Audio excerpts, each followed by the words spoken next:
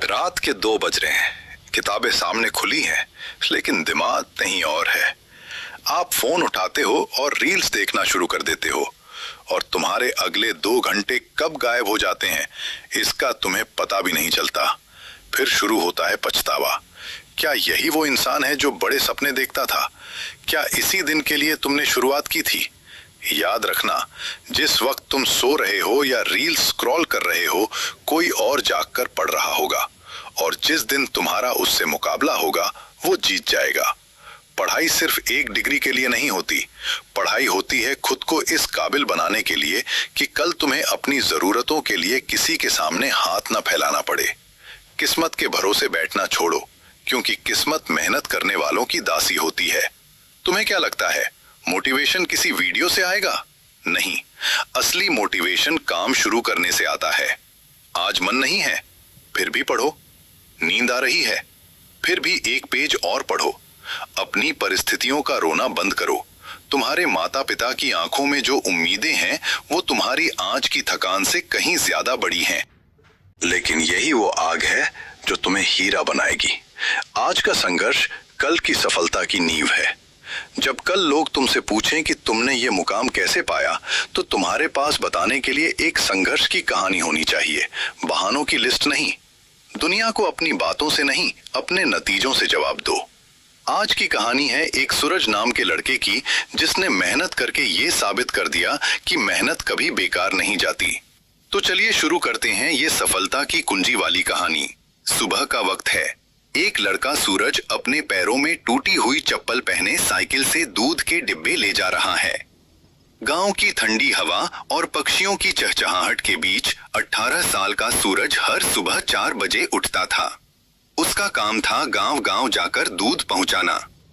लोग उसे सिर्फ दूध वाला लड़का जानते थे, लेकिन उसकी फटी हुई थैली में दूध के हिसाब की डायरी के साथ हमेशा कुछ किताब होती थी। सूरज टाइम निकालकर पेड़ के नीचे बैठकर सवालों को हल करता, तो गांव के लड़के कहते, अरे कलेक्टर साहब, दूध बेच लो, ये पढ़ाई लिखाई तुम्हारे बस की नहीं। सूरज मुस्कुरा देता और मनी मन कहता, किताबें रास्ता दिखाती हैं और मेहनत मंजिल तक पहुंचाती है।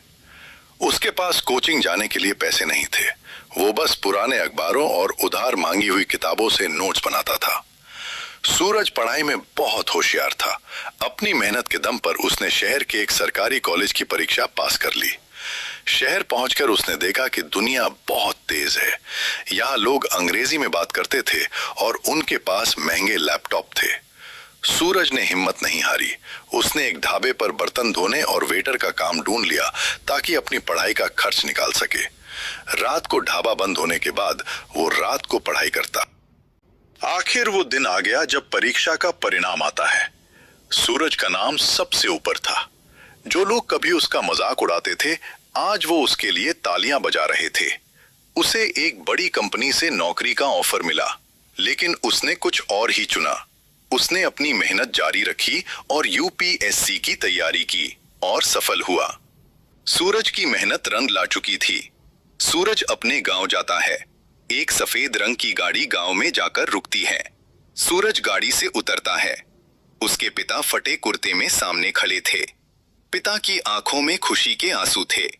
आज सूरज अपने गांव लौटा था, लेकिन दूध के डिब्बे लेकर नहीं, बल्कि डीएम बनकर।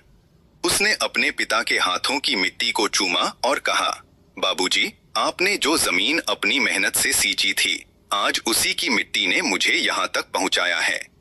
अगर मैं लोगों की बातों में आकर अपनी पढ़ाई छोड़ देता तो आज डीएम नहीं होता। सूरज ने साबित कर दिया था, मेहनत का फल कभी बेकार नहीं जाता। आपको ये कहानी कैसी लगी, हमें कमेंट करके जरूर बताना।